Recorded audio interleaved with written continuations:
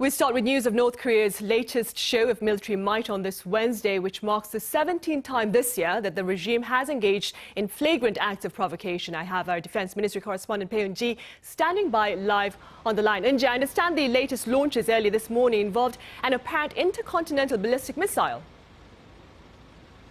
That's right, Sunny. The North fired what appears to have been an ICBM at 6 a.m. this morning. Then about 30 minutes later, at 6:37 a.m., the regime fired another.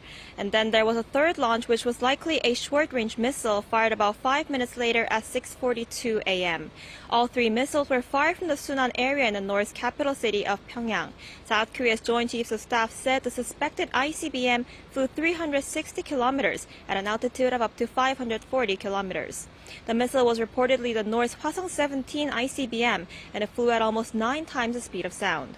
As for the second missile, it was launched but was no longer detected soon after it was fired. South Korea's military said further research is needed to see if it failed. The last missile flew 760 kilometers. Today's missiles were launched the day after Biden left Japan, where he wrapped up his trip to Asia. And it came just 4 days after his summit with President Yoon Suk-yeol in Seoul. Over the weekend, Biden and Yoo said they would consider expanding joint military drills to deter threats from North Korea. Right, and Eun-ji, what was South Korea's immediate response?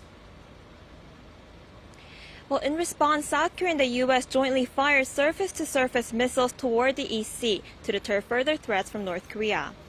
This involved one of South Korea's Hyunmoo-2 missiles and one U.S. ATACMS or Army tactical missile systems.